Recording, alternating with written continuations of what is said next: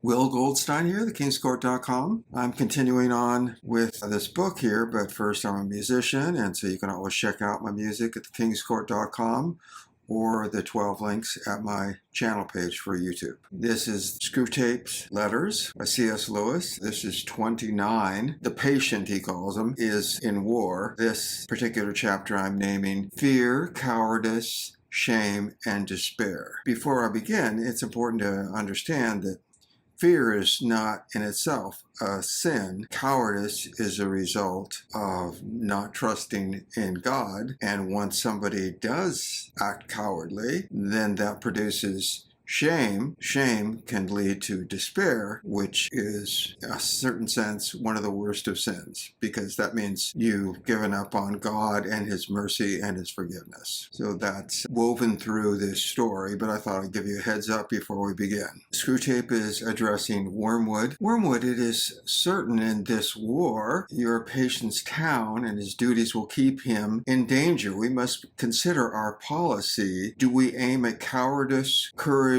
with pride, or hatred? It is no good trying to make him brave. We are unable to produce any virtue. To be effectively a wicked person, a man needs some virtue. That's an interesting statement. As we cannot supply these qualities, we can only use them as supplied by the enemy, which, of course, in this context is God. Hatred we can manage. The tension of human nerves during noise, danger, and fatigue makes them prone to violent emotion. If his conscience resists, he feels hatred not on his own behalf, but on behalf of women and children. Being identified with women and children, he can feel hatred on their behalf, but not as his own. Hatred is best combined with fear. Cowardice is purely painful, horrible to remember. Hatred has its pleasures. A frightened man reimburses himself for the fear and misery that he feels. The more he fears, the more he will hate to cover shame, to wound his charity, defeat his courage. Men can be proud of most vices, but not of cowardice. God permits calamity in life, and courage becomes important so that our work is undone.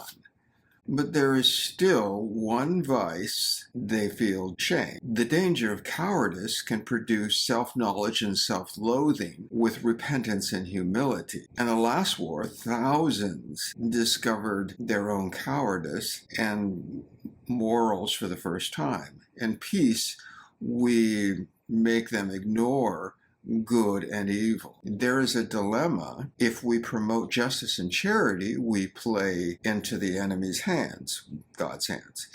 If we guide them to the opposite behavior, we produce a war, a revolution, and cowardice or courage awakes thousands of men from their moral stupor. This is one of the enemy's motives for creating a dangerous world in which moral issues come to the point. Courage is the form of every virtue at the testing point of highest reality. Chastity, honesty, or mercy, which yields to danger, is based on conditions. Pilate was merciful till it became risky for him. A coward may learn too much about himself. Shame produces despair. A man believes in and accepts God's forgiveness of his sins because he did not fully feel their sinfulness in respect of the one vice he really understands in its depth of dishonor. And so he cannot seek nor credit to himself the mercy of God. In the enemy's school, which is God's school according to these demons, despair is a greater sin than any of the sins which provoke it. The idea here is that it's beyond forgiveness. So the whole idea is to get him to eventually go to despair, because then once somebody goes to despair, then they're no longer trusting in God. So this whole story here is a roadmap for the demons trying to figure out the best way to deal with this man who's in war, and ultimately that's the choice. They're trying to bring him to despair. The roadmap of that, of course, is the cowardice. Temptations to cowardice have a tendency to increase fear in his mind, affecting his duty and the things he can do or not do.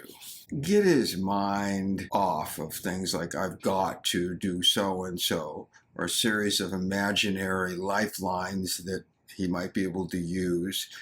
In other words, if the worst came to come into being, this is what I should or shouldn't do. I could always do this or that. Keep him feeling he has something other than courage that the enemy, meaning God, supplies.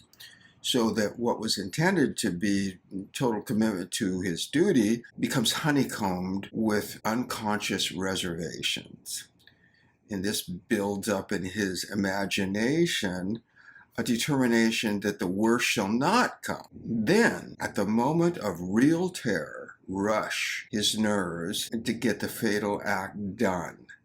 The act of cowardice is all that matters. Fear is no sin, and so it does us no good. They're trying to make him come to the point where he imagines all these possible things that he can do under these situations, that he can do this or that, and then they're trying to reassure him that there is no really danger, that he's really found a way to get out of having to deal with the danger. And then at the last moment, when the true danger comes, then he won't be prepared for it, and then he will succumb to the cowardice and ultimately to despair. So again, it takes a lot of courage in life to stand up to the trials that come, and regardless of the situation, it is important that we always trust God even in the worst of situations and never give in to despair.